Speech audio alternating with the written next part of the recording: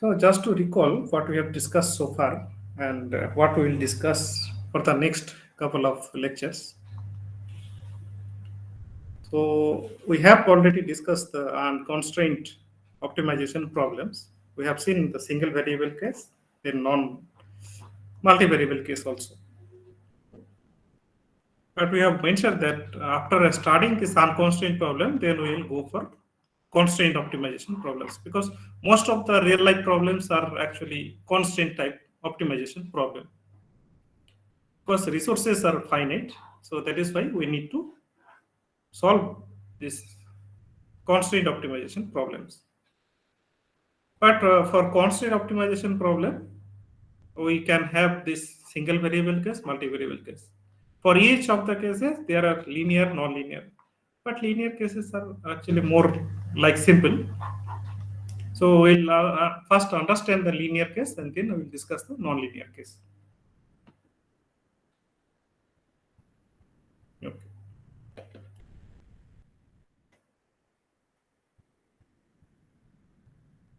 Now, just to recall, for one-dimensional search, we have discussed these methods. Those are colored in blue. These are some classifications that there are several different techniques are there for which one can apply methods which are actually applicable for finding the optimization problems, whether it is different problems, maybe in case of single variable case, then there are some line search integrals, and then some other uh, conjugate direction, descent direction, and all other. So we have seen that. And for derivative based method, for we have seen this is classical Newton method. But just for your information, yeah, there are some methods, but we don't have that much time to discuss all the methods. We will just discuss some of the important methods which are popularly used in the literature. And then we have seen the multi-dimensional optimization methods. So we have seen the direct search methods, which are also known as derivative free methods for pattern search, univariate search, and then simplex methods. Okay. And then we have seen indirect search methods, which are known some descent conjugate gradient methods or descent based methods, derivative based methods. Okay. So these are so far we have learned. Actually, there are a lot of more variety of unconstant optimization problems are there, which are actually used in machine learning algorithms and other things also. But anyway, whatever you have obtained, the knowledge that you have gained so far, this will be helpful to understand the next advanced level of methods. Since this is a basic introductory course, maybe in the next semester you will see those who are studying electrical engineering, they will see evolutionary optimization techniques, EOT. Some of this knowledge will be applicable in starting this course. Okay. Now, after starting the unconstrained, we have to look into the cases of multi-dimensional or single-dimensional constraint optimization, and then it is linear case. Okay. So in that case, what we have to do is there are some. If we have actually for linear case, the problem will be maximize or minimize x plus y. If it is single variable case, only x. Minimize x, subject to some x less than some lower value and some, maybe some lower value and some upper value. Okay, the minimum value will be m and maximum. So this is the most simple case which we do not have to solve. We don't need any algorithm to solve such kind of simple problems. The single variable and single constraint. Even if we have if we have multiple constraints here, some m2, then we will select between the between these upper bounds who is maximum. So this is a very simple case. Most of the simple. Okay.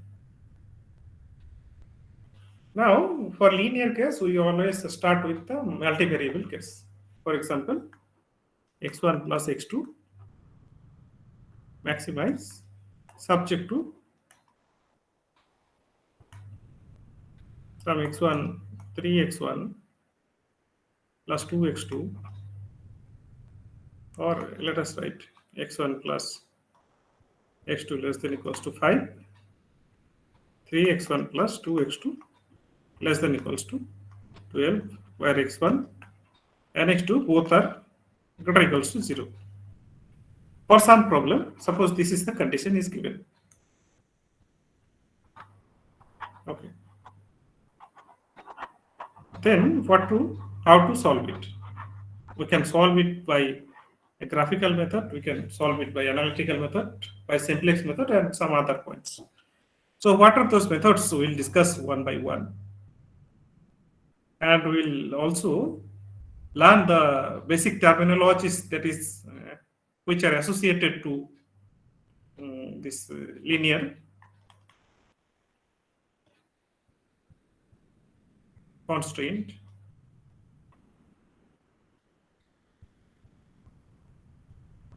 optimization.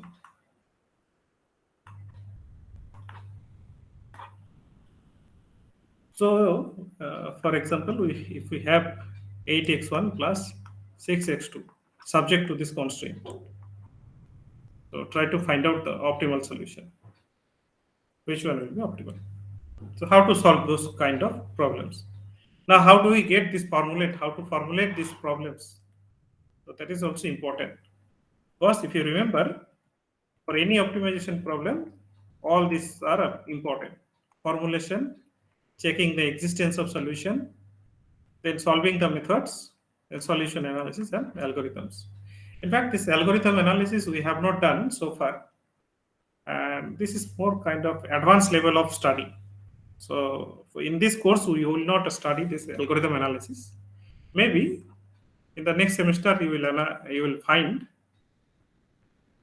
that algorithm analysis is also a part of the problem. Okay.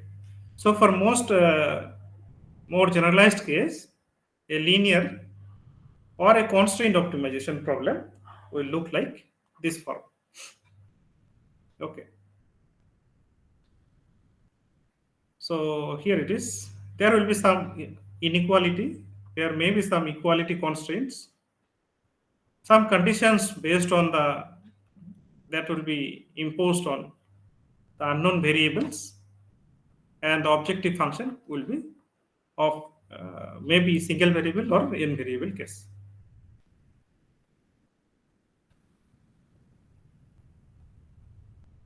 And after starting this, we will go for the multivariable, multidimensional constraint.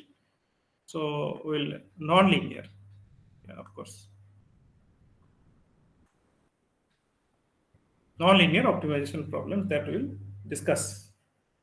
So there we will see some quadratic methods, then barrier and penalty methods. Okay, so Lagrange's multiplier method, and so on. So how do we formulate a real life problem into a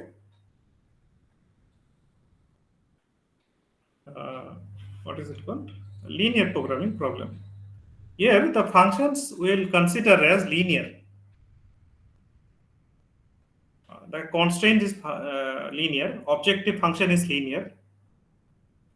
Both of them are linear. So if you think about one practical example, a manufacturing problem.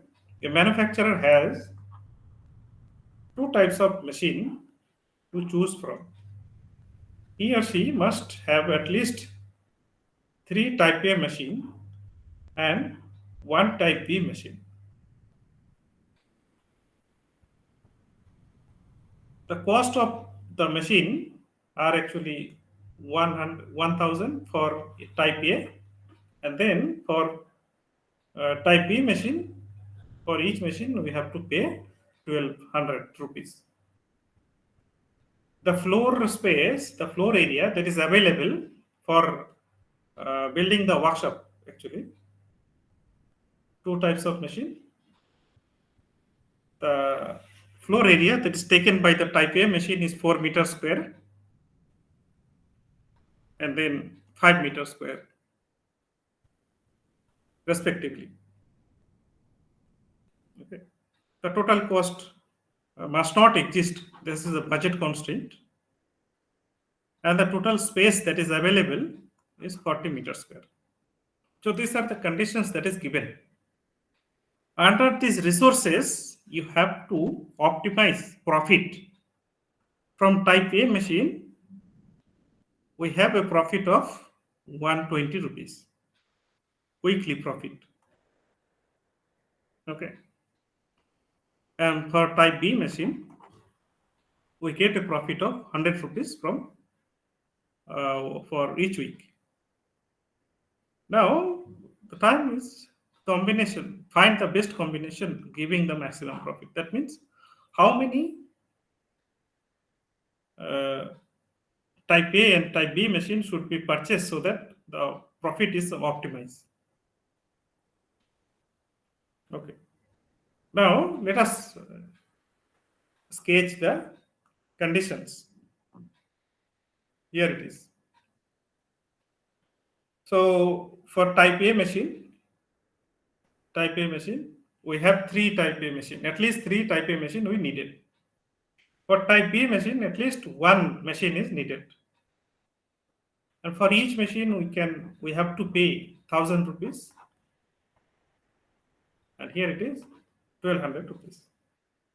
The budget should not exceed 15,000, and the space available is only 40 meter squares. So weekly profit from type A machine we get 120, and for type B machine we get 100 rupees. So that means what you can do. There are several possibilities. That length could be 8 meters square and breadth could be 5 meters square. Length could be 10 meters, 4 meters, and the breadth could be 10 meters square. So these are the combination that how many. Then if these are the situations here, then we can have some more machines can be purchased. But the minimum criteria that we have to satisfy, minimum 3 type A and minimum 1 type B machine we have to purchase. So in such case, we have to find the optimality. Okay. Now, if you just remember, we have to solve it as a linear problem. We will assume everything there is a profit function is a linear. All the constraints that are also linear. Resource constraints are also linear. That we have to assume. Okay. So here we want linear. We want linear. The function is also linear. Okay. We want to find out these unknowns. So what we'll do, let us define some. Okay, we will solve this problem, but before that we have to mention the assumptions. Here the assumptions are linearity and proportionality.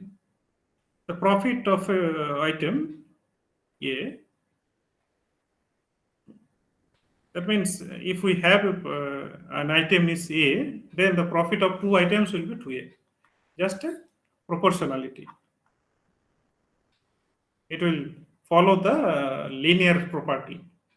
For example, if we increase here in this way 1, then this will also increase.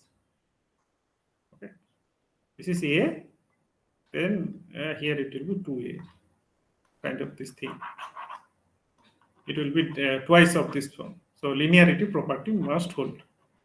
But if you think about the non-linear case, with that increment may not be same. Okay, so these are the assumptions that we have to make. Okay, right. Now the divisibility also satisfied, and all the parameters that are given, we must satisfy. We must assume them as a deterministic. Now, why it is deterministic? Hmm? Because if they are actually random variables, where then this linear technique will not be applicable.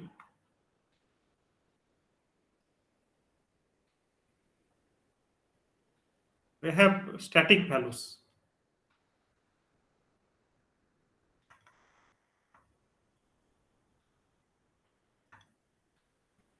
Okay, now you can see that what is a static value.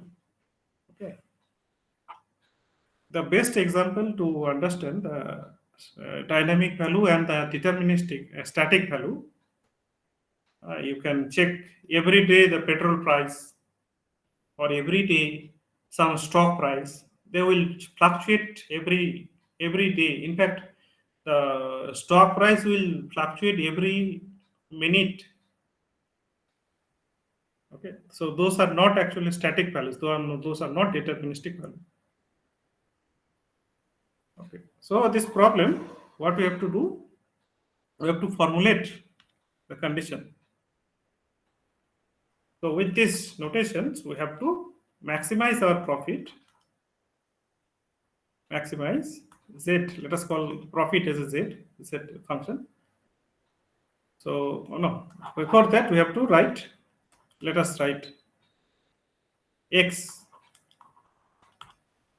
Let x be the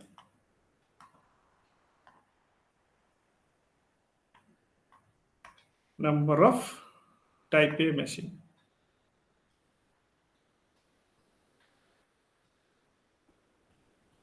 And y be the number of type B machine. Then profit will be maximize z, which is 120 times x, because 1 unit of type A machine gives 120 rupees.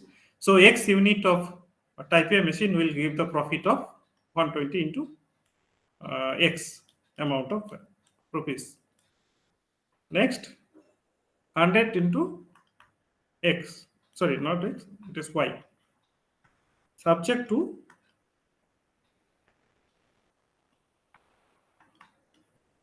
the constraint are actually, so here it is 3 times 1000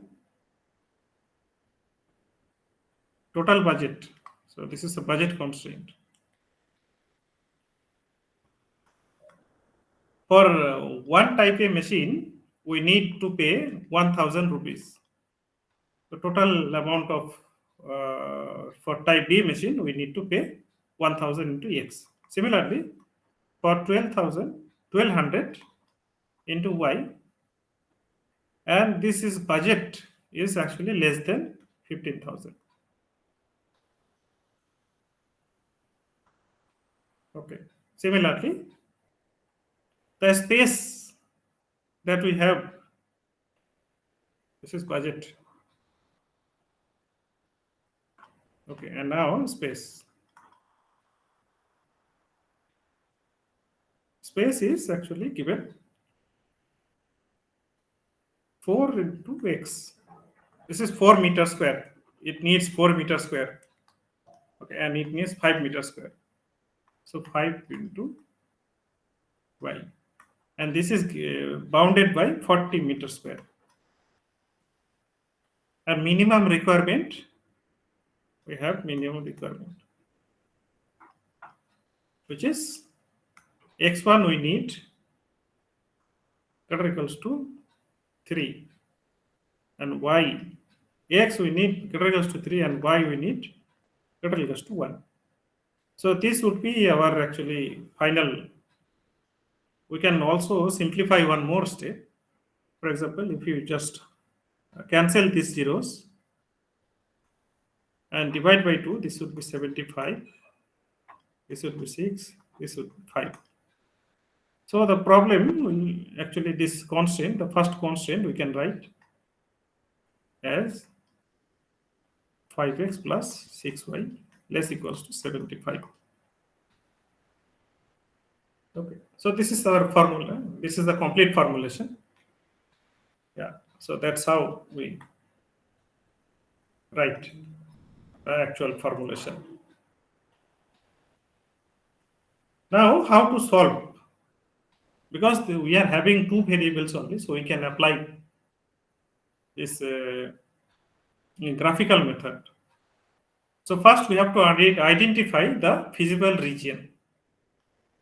Remember, feasible region.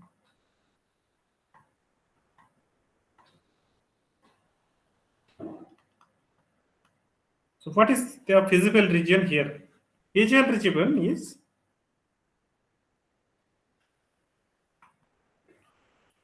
satisfied by all the constraints.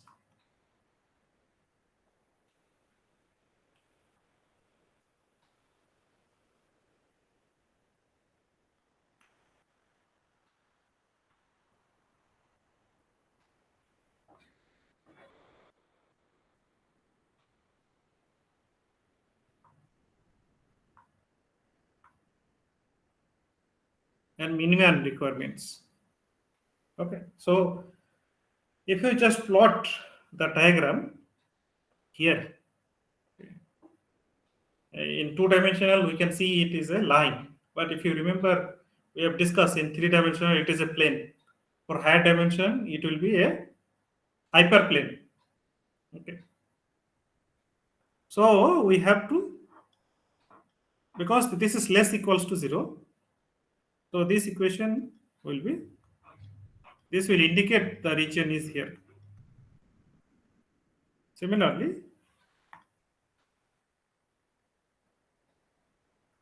let us take similarly the first constraint, it will indicate this region.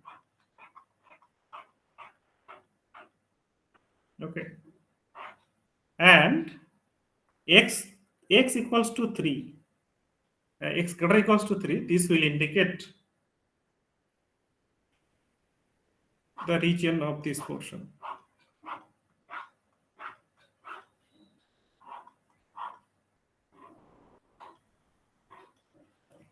Finally,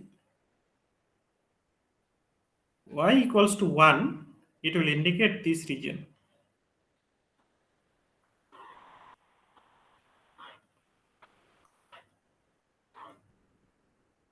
So the feasible region is that particular region which is satisfied by all the four constraints. That means we need to take the intersection. So here it is, intersection is here.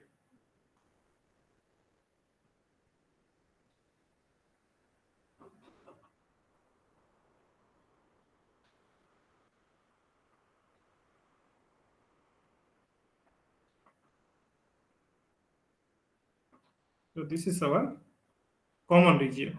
So this is called as feasible region. Okay.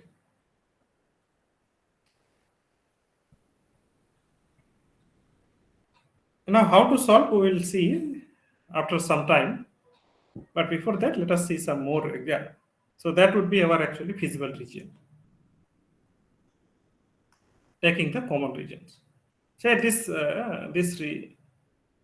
actually this portion, this particular criteria is not needed within these three conditions. One, two, and these three. So these three criteria has actually helped to give the feasible region of the problem. So this becomes actually redundant. This becomes unnecessary.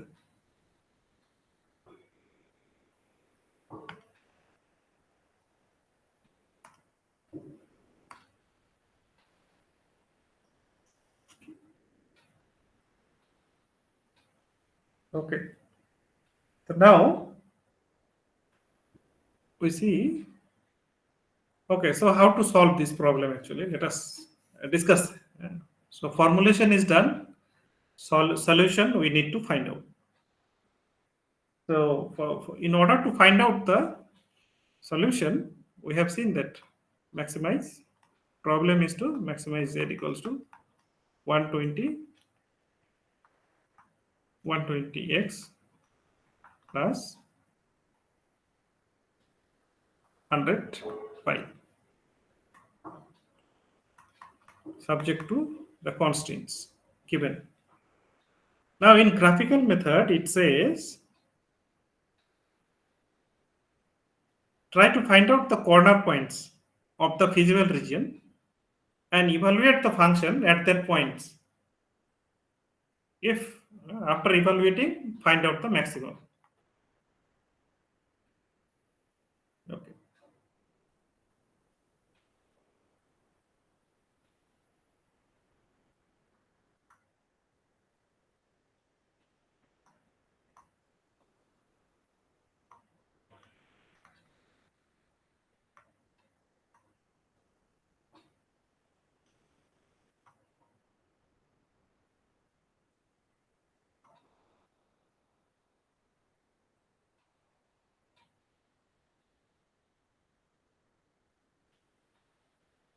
So if we evaluate the function at these 3 points, so if you try to solve this is so these 3 points, and if you evaluate these points, you will get the functional value as this.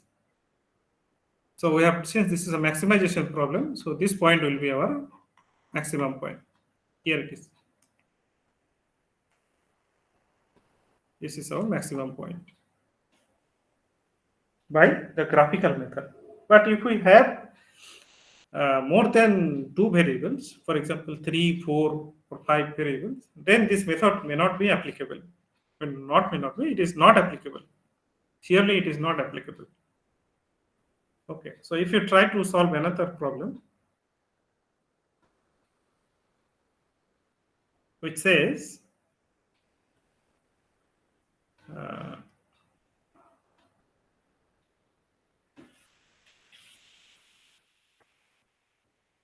production allocation problem. So this is a manufacturing company again. They wants to produce 3 different clothes, and they have some raw materials, wools, some raw material.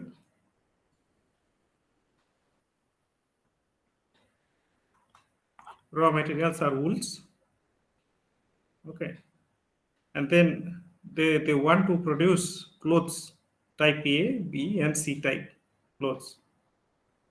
So they have to design a mathematical programming by which they want to maximize the profit, satisfying the criteria.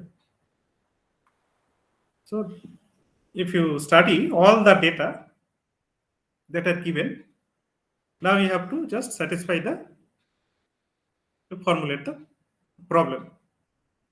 See, all the problems that we are in this type of examples, we are taking them as linear functions.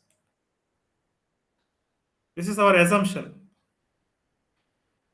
There is no need that they will always be linear. But since we are starting this simple case, so we'll assume there is a linear. Okay. Later, after studying all these concepts, we'll see that these costs are actually sometimes most of the times are non-linear. But if we directly go to solve non-linear problems, that may be difficult. So that is why we must understand the concept of linear problems. So this is a product delivery problem, a logistic problem, for which there are three type of vehicles are there. One to distribute. Maybe you can, if you're running one logistic service provider company, then you have to decide that how to minimize the cost of services so that you can maximize the profit. So in this way, we can have some more problems. We can have a scheduling problem as a linear programming problem. Similarly, this if you want to prepare a diet plan, then also it can also be solved as a linear programming problem. It has a historical importance. In fact, during the World War II, okay, the military operations were actually there. So that during that operations, the management wanted to utilize their resources in such a way that food waste is minimized, and also the best nutrition plan they can get. The soldiers will get the best nutrition plan. So from there, actually, it has started the operation research and optimization techniques. It started to gain the attention of the researchers. So, so this is a historical. This problem has a historical importance, although linear and simple. But yes, so you can just try to formulate.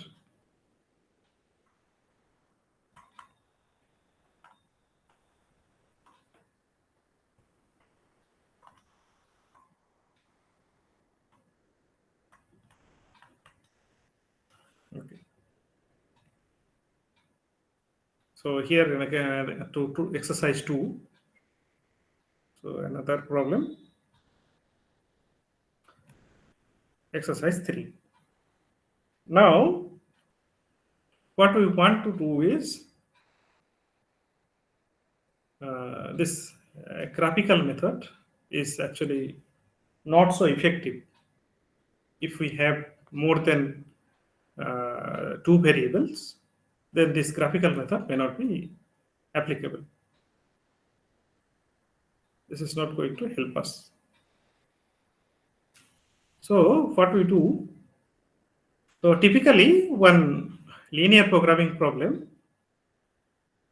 will look like this.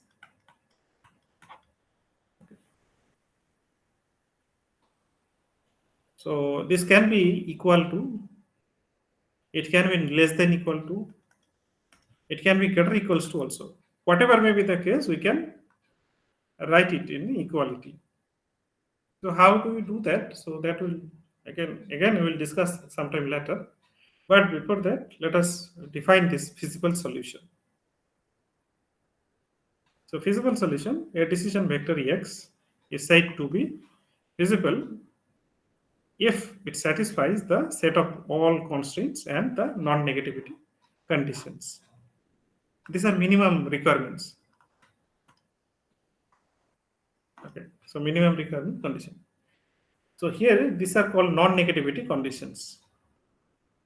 Whenever you actually solve a real problem, we need to have the resource is non-zero value, because if, for example, if you think that some x1, x2 are 0,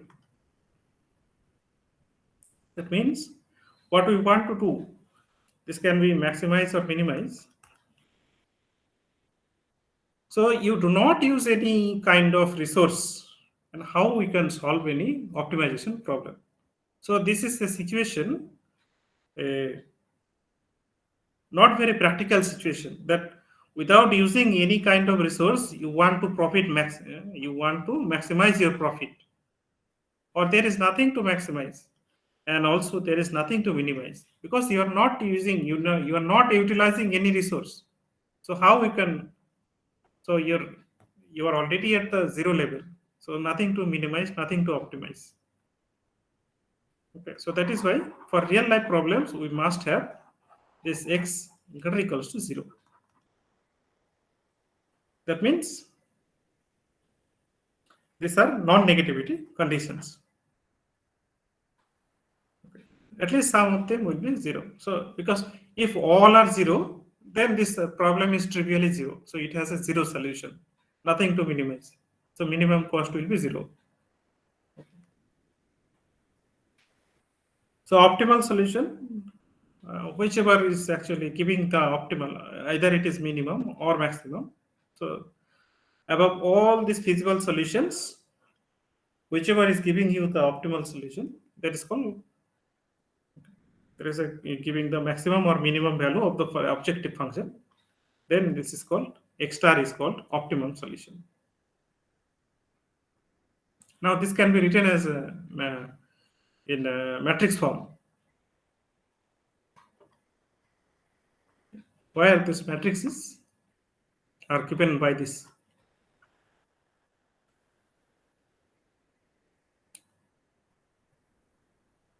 So for a standard form, we'll have this equality sign. But for a canonical form, we may have this kind of signs, greater than or less than type conditions. Okay. Now there is important theorem which claims that if we have a polygonal set,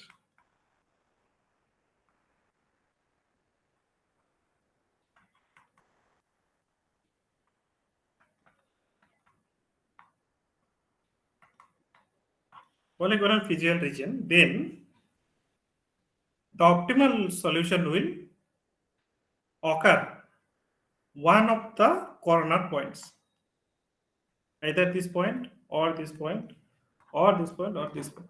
The optimal solution will happen one of the corner points. So in two-dimensional, it look like this form. In higher dimensional case, we can have this form.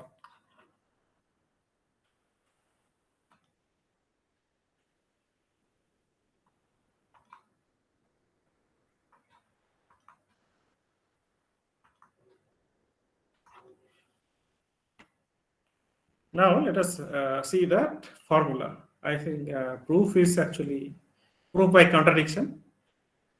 Suppose you try to find out the optimal solution here instead of the corner points. If you try to find out that instead of these corner points,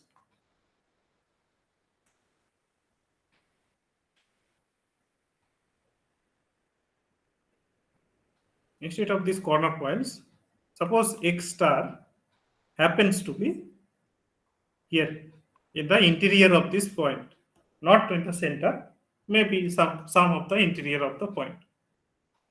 Okay, then what happens? So for assume that this is a maximization problem, then if you think that x star is a maximum point,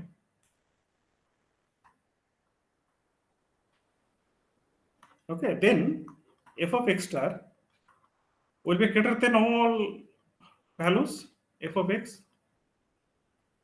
for all x of this domain.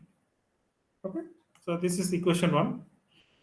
But this is a convex set. You can see that a polygonal set is a convex set. So this can be written as a convex combination. X star, any point in the convex set can be written as a convex combination. Okay. Now if you think, if you take this summation and f of x0, since this is a linear function, we're talking about linear function. So this will actually, from here we can write this equation 2. Now if you select all these f of x1, f of x2 and f of xn. collect all them, take the maximum, and call it a f of xk. If you do that, you can say that f of xj for less equals to for all xj. Because you are defining it in such a way that this f of xk is bigger than all the f of xj. Now, if you think, if you try to find out this f of xk, f of x0, which is from here. So from 2, we can say here. If we apply this relation, then we can see that this is nothing but less equals to this formula. So equation 3 is a contradiction to the equation 1 because we have assumed x0 is a optimal solution. That means f of x0 greater than all. But here we can say that f of x0 is a less than some f of xk. So which is a contradiction. That means whatever we have assumed is not correct. So x0 is nothing but it cannot stay in the interior or inside. It will be one of the corner points. So that's a very trivial proof. How to solve this LPP? As I already mentioned, there are graphical methods, but solution can be different types. Okay, so one is called a graphical method, then another is called algebraic method, and then there is a simplex method. Remember, the simplex that we have discussed for unconstrained multivariable case is different from here, but the idea is similar.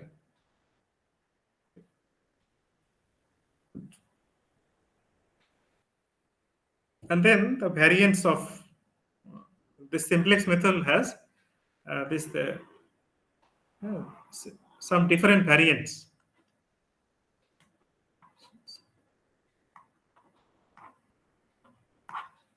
Okay.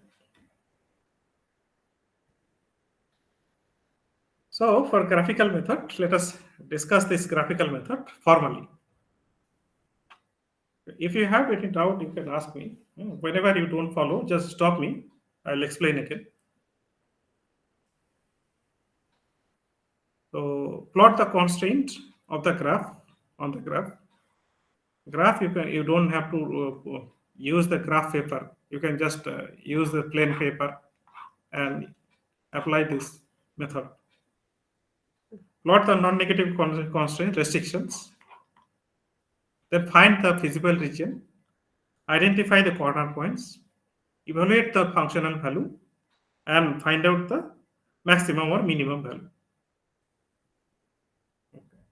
Like I have mentioned that for the first problem, if we have this problem, then we can identify first we have to draw all the constraints. Okay, all the constraints we draw it. We identify the feasible region. After that, identify the corner points. Then evaluate the functional value at all the corner points. Once we evaluate this, try to find out the optimal solution.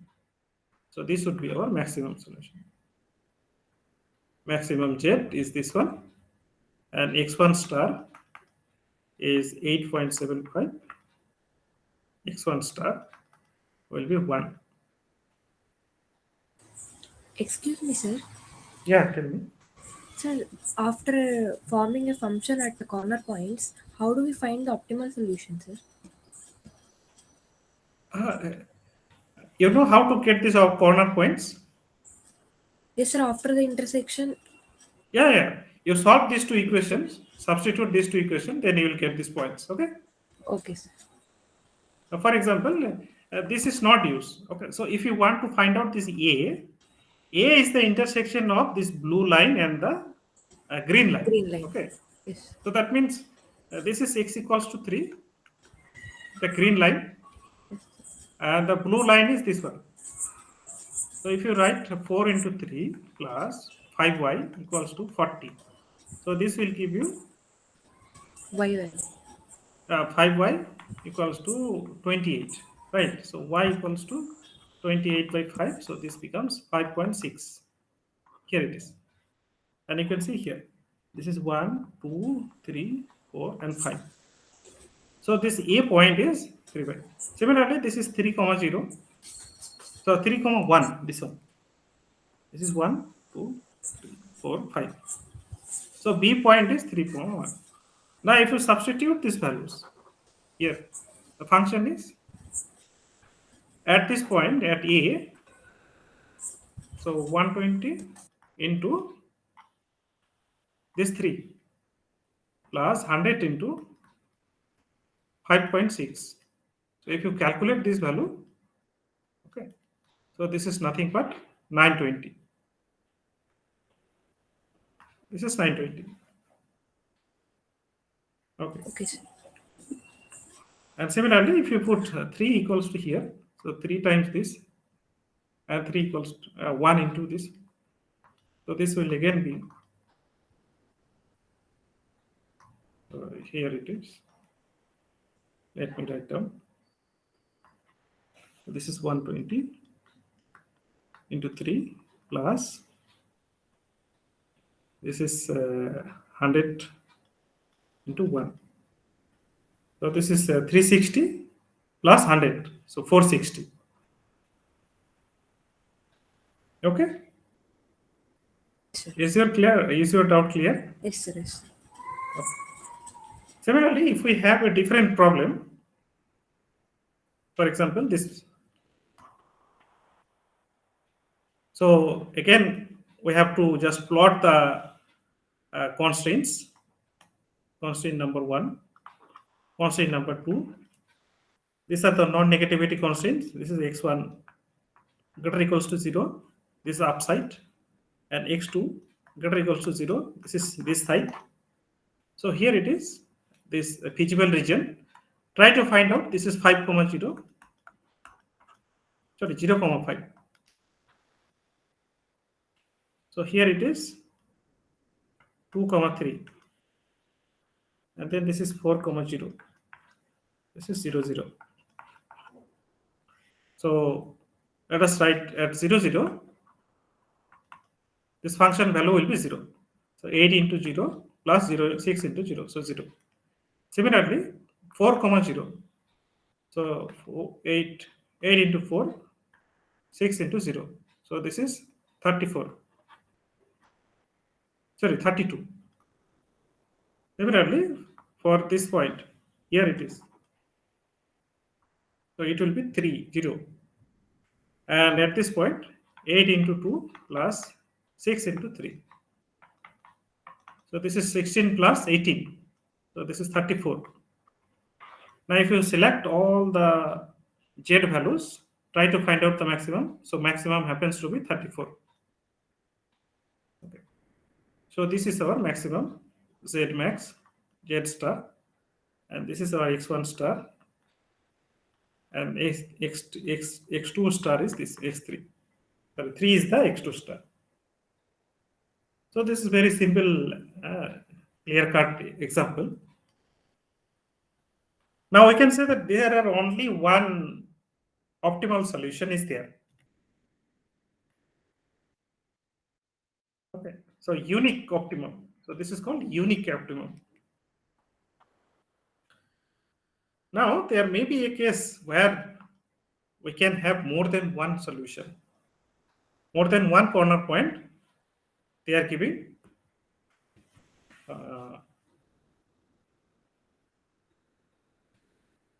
optimal solution. Okay. Now this graphical method is very another interesting problem.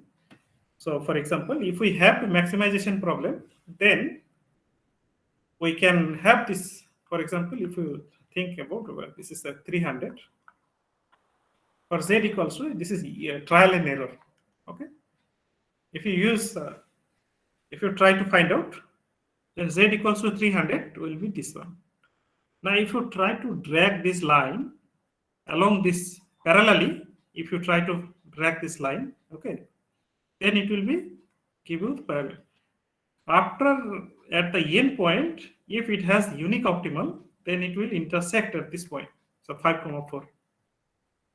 So these are called ISO profit lines.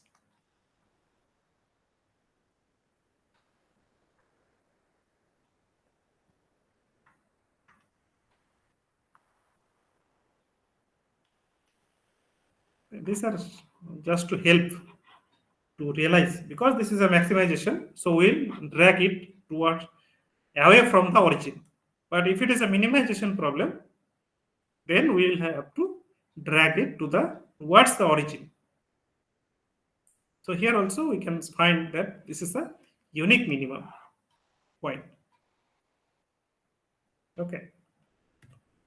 Now we may have a situation where we have more than one solution, more than one solution. If you drag this line, this is iso cost line.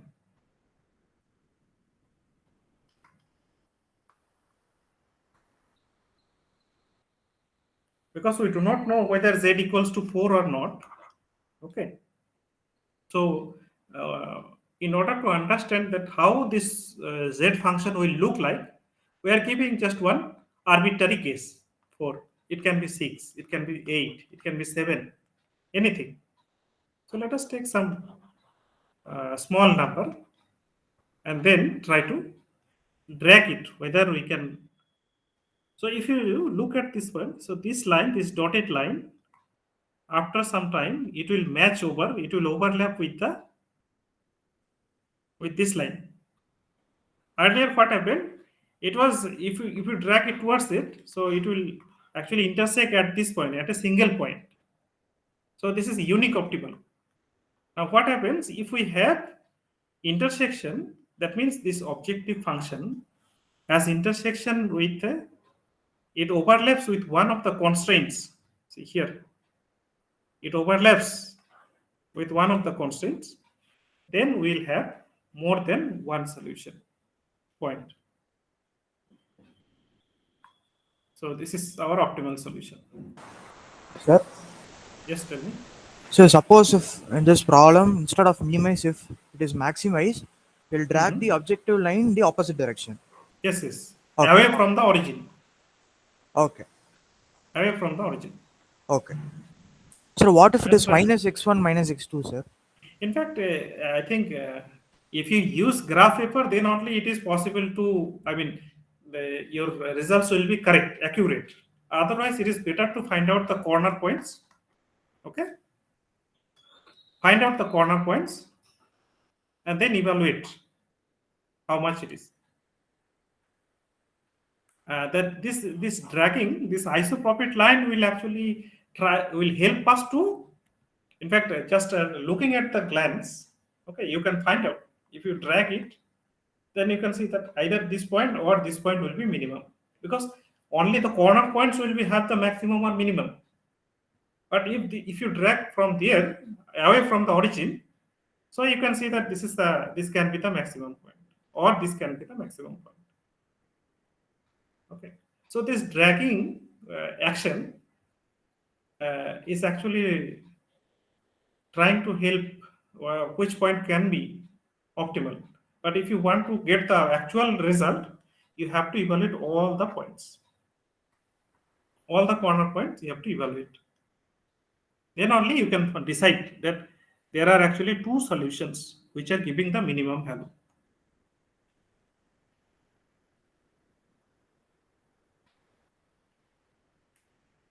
Next, the region, the feasible region can be unbounded above. That means if you drag this profit function, it will be actually infinite. The function will be infinite. So this indicates infinite loss or infinite profit. So this indicates actually infinite profit, which is not realistic. But mathematically, it can happen. Remember, mathematically, this is mathematical explanation of a situation where one person having infinite profit. But in real world, it is not possible.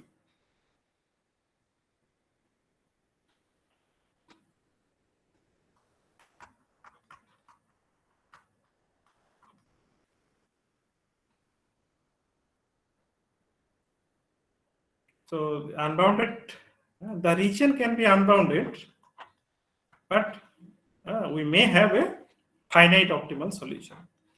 If it is a maximization problem and the function is, if we try to drag it, so optimum function can be happening here. So finite optimal solution is actually considered as a optimal solution. If you have infinite loss, minus infinity and plus infinity, if f of x becomes this, then these are not realistic situation. So we have to strike off them. We will consider only finite optimal solutions. Finite means it can be 1 billion, 1 trillion, it can be them, but it should not be infinity.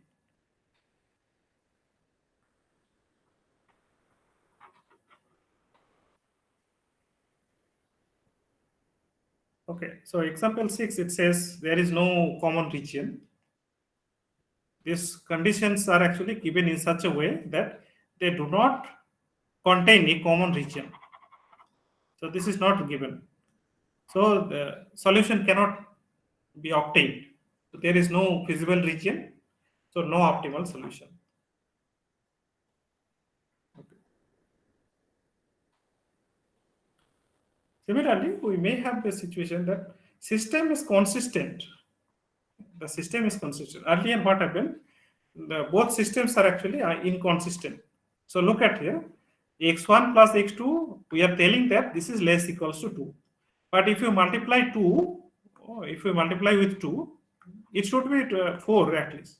But it is the second constant is telling that this is greater or equals to 8. So this formulation is wrong. That means the system is inconsistent. So that is why no optimal solution, no common region, no optimal solution. The next example can also be like this. The system is consistent, but it is staying in the third quadrant. But we have to satisfy these non-negativity conditions. So that is why our region should be on the first quadrant.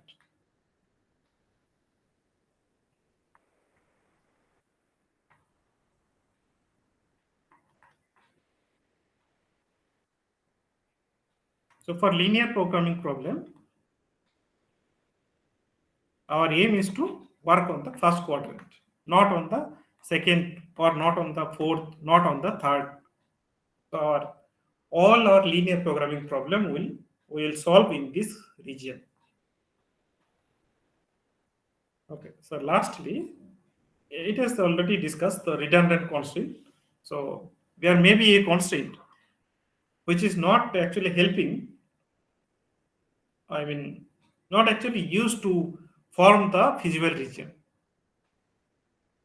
Because this greater than equals to 0 and the common region is found by here. So this condition is called redundant.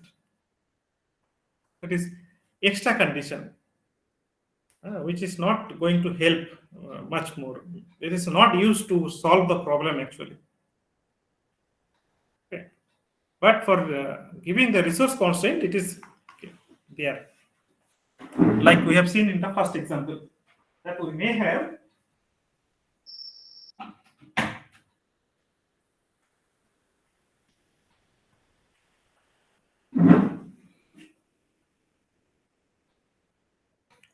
the resource constraint, but it is not actually utilized to form the feasible region.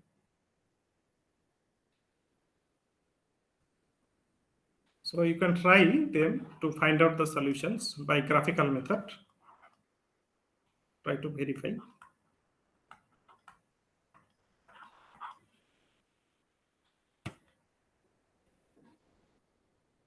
Now, if you just summarize all the cases, then we can have a unique and finite optima. We may have more than one optimal solution. Okay. And then we can have unbounded solution. In fact, if you remember this case, that if we have two feasible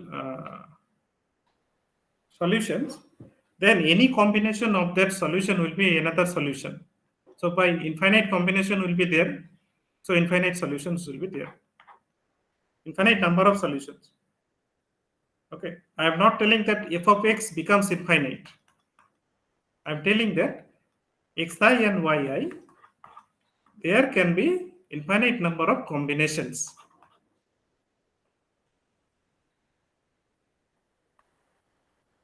This is not, but this is can be infinite number of combinations. So an unbounded solution we can have a case where there is no feasible solution.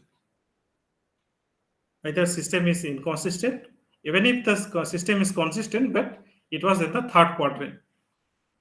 We may have another case which is redundant. So this is case 1 and this case 5 is actually almost the same, unique optimal. Okay. Now we have to define some more definitions we call, because the next method that we are going to discuss, that is called the algebraic method or trial and error method. Why we need them? Because this graphical method has a limitation. It is applicable only for two variable case. So that is why we need to define some more terminologies.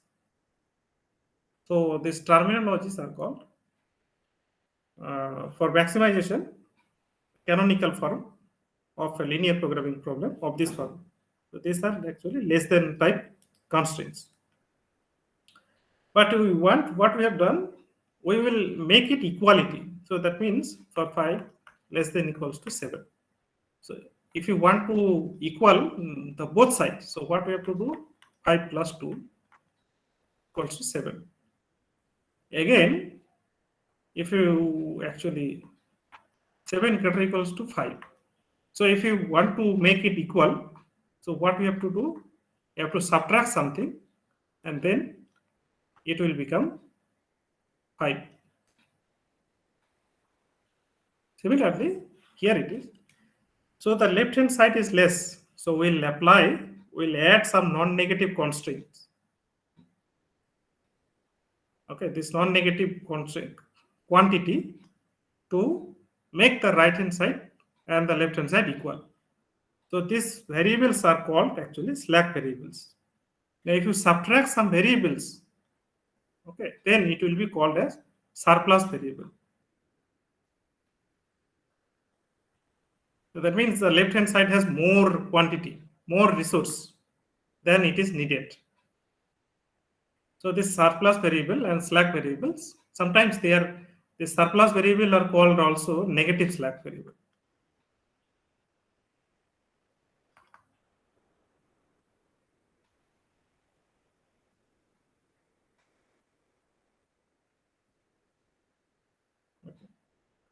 Now, what we do here, we will define this solution. Solution, it will satisfy the conditions.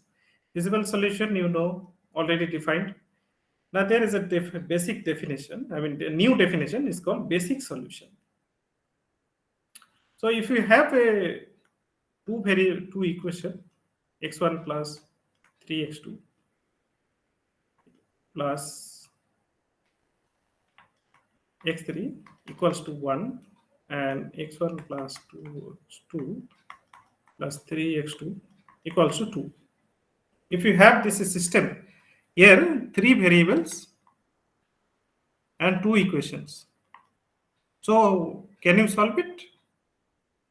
We cannot solve it. So what we have to do? We have to assume one of the variable as 0 and solve for other 2. Similarly, we have to solve, we can solve x2 equals to 0 and then solve for other 2. Okay, so that means whenever we have number of variables is more than the number of equation, then we have to make some of the variables as 0. The variables that we make them 0 are called non-basic, and the variables for which we will solve are called basic variables. Okay, And also, these basic variables are is not that they cannot be zero. They can also be zero. After fixing x3 equals to 0, you solve for x1 and x2. So presently, this x2 and x3 are basic. They can also be 0.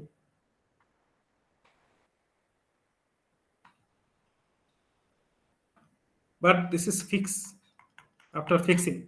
Similarly, for other cases. So for which variables we are going to solve are called basic variables, and for which are actually made to 0, they are called non-basic variables.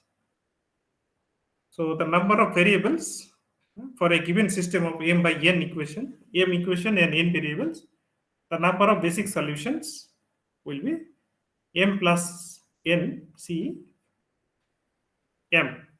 So this is nothing but m plus n factorial by m factorial n factorial. Is a formula. Now basic feasible solution. You have solution, basic solution. If they satisfy the feasibility condition, then we call it a basic feasible solution.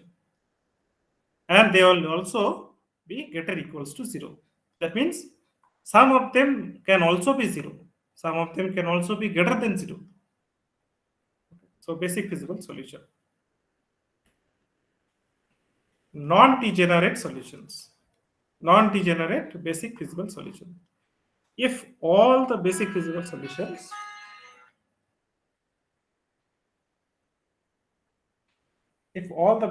solutions are strictly greater than 0, then we call it a non-degenerate basic feasible solution. And for degenerate basic feasible solution is called if we have, so that means basic feasible solution are two types. One is degenerate,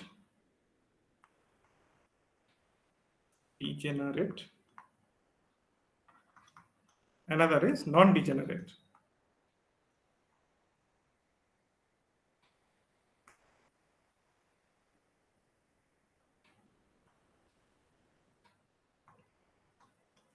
So for degenerate solution, for non-degenerate, all xj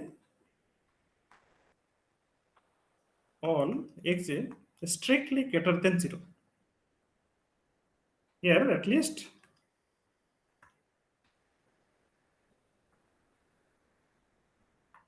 one xj becomes 0. Okay. Now, what is optimal basic feasible solution? Now, from all the basic feasible solution, which is satisfying the optimality criteria, these are called optimal basic feasible solution. Unbounded solution, as you know, if we have infinite value, so we can get unbounded solution. Now, I'll quickly mention the method, that is analytical method, also known as algebraic method or trial and error.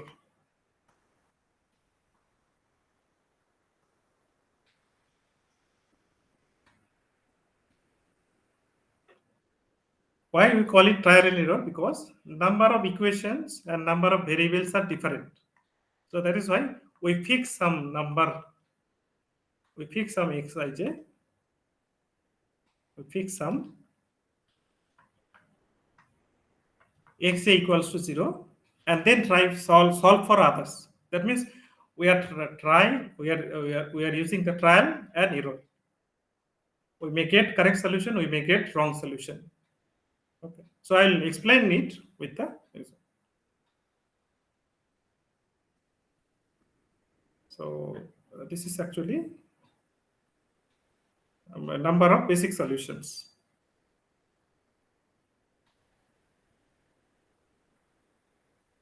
In fact, I have mentioned somewhere m plus n, the number of basic solutions.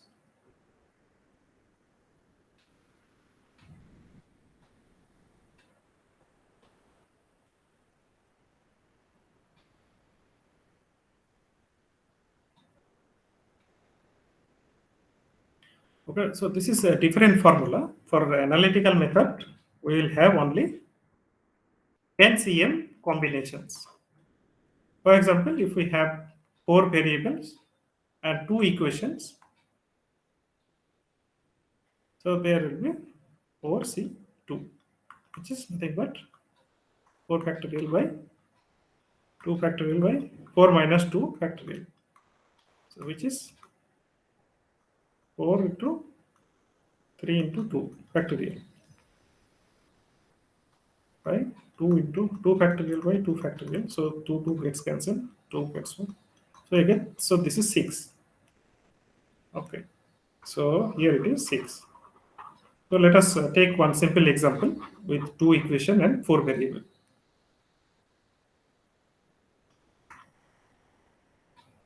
Now, if you try to solve this problem, what happens? Yeah. So we'll form a table where x1 will solve for x1 and x2, and then the non-basic variables x3 and x4. So that means we'll make them 0 and try to solve it. So x1 plus x2 becomes 450. So 2x1 plus 2x2, sorry, x2 equals to 600. So if you just subtract, this is negative, this is negative. So this gets cancelled. So minus x1 equals to minus 150. So x1 equals to 150. And then x1 plus x2 equals to 450. Already we have gone, here it is. So x2 becomes 300. Okay. And then z becomes, here it is, 3 times 150 plus 4 times 300. So this will become 450 plus 1200. So this becomes 1650. So here it is 1650. Is the solution feasible? Yes, because it is satisfying all the conditions, non-negativity criteria. Is the solution non-degenerate? Yes, because we have the basic variables, both of them are strictly greater than 0. Okay. Whether the solution is optimal, we don't know. We don't know yet. So similarly, if you try all the other combinations, x1, x2 basic, then x1, x3 basic, x1, x4 basic, other two are non-basic. So if you solve in this way, okay, so you will verify that all other solutions will be there. Now here we do not evaluate because x4 has become negative, but according to the conditions, all should be greater equals to positive, greater equals to 0. Okay, so here what we are doing, we are evaluating one non-infeasible solutions. So which is a waste of time. We do not accept these solutions. So again, this is a waste of time. But we are not able to understand because we have to do all the trial and error method. We have to take all possible combinations. So solution 1, 2, 3, 4, 5, and 6.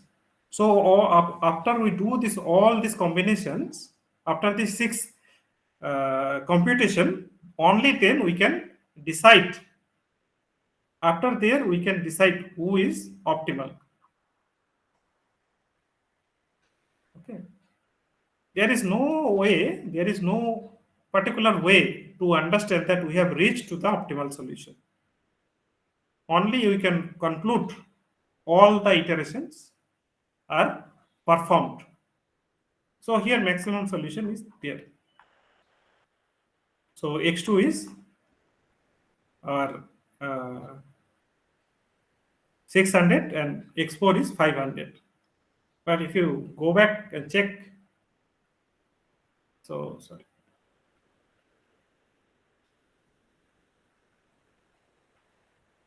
X1 and x2, 4 plus, I think it should be 400, 450. Yeah, I have made a mistake here. So this solution is actually 450. You can see here, x1 plus x2 less equals to 450. So how can this become 600? Okay, when x1 becomes 0, so these two actually, yeah, it is less than, so common region, we have to take the common of these two. So 450 is the common. Okay. So this 450, only then it becomes 1800. 4 times 450. So this becomes 1800. So this is our maximum value. Okay, right. Now we can say that there is a difficulty in the trial and error method also. If we have, for example, 5 equations, m equals to 5 and n equals to 10, then can you imagine how many computations you have to do? So this is not so very effective way, but it is, you can say this is better than graphical method in terms of, because graphical method only applicable for 2 variable, but here we can apply this for 4 variable, for n variables also. But it is a very slow process, and also it actually calculates some unwanted things, some infeasible solutions, which we don't want. It is a waste of time, waste of money. So we need a better solution approach.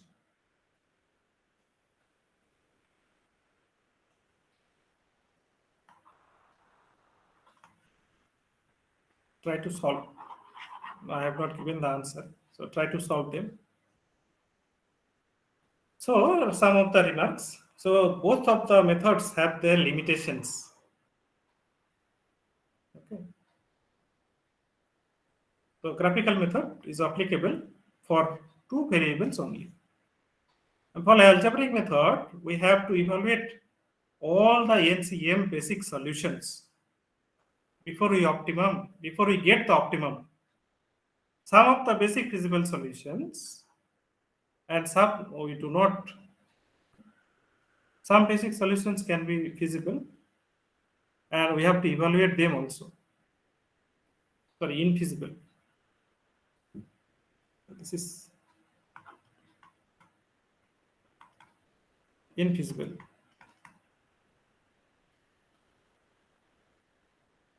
Even after, so again, another observation, we want to get a better and better solution. But if you remember here, for first iteration, we are very close to the optimum solution. But at the second iteration, we have gone to the half of the optimum solution. Third iteration, we have been infeasible solution. Fourth iteration, we again got infeasible solution.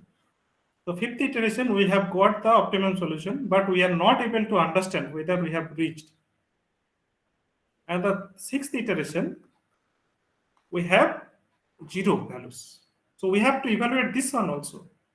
Even if we have reached the optimum, but we are not able to understand. So this are not very effective method. So we want a method which will not evaluate any infeasible solution. We want a method which will progressively obtain better and better solution. For example, if you receive 900 first, then the second solution will be 1600, and then the last solution will be 1800. So within these three iterations, it will be able to give you the optimal solution. It will be intelligent approach. It will be good enough to understand that optimality has reached. The moment the optimality reached, it will indicate that you can stop now. Not like other two, graphical or this analytical method. So these three, with these three benefits, Professor Danzig has proposed the simplex algorithm. Now, regarding this simplex algorithm or proposed by the Danzig method, it is one of the top 10 algorithms of the 20th century.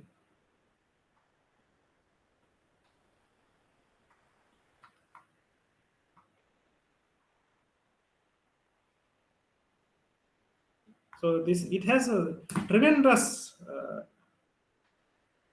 popularity and tremendous applications, numerous applications. So it got very much popular. So we'll discuss this method in the next class and other aspects. So how we will actually able to get the these three properties.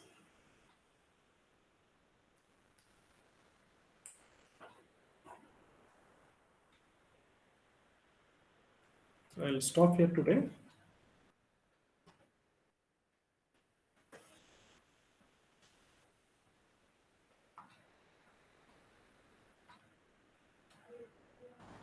Sir, Yes, tell me.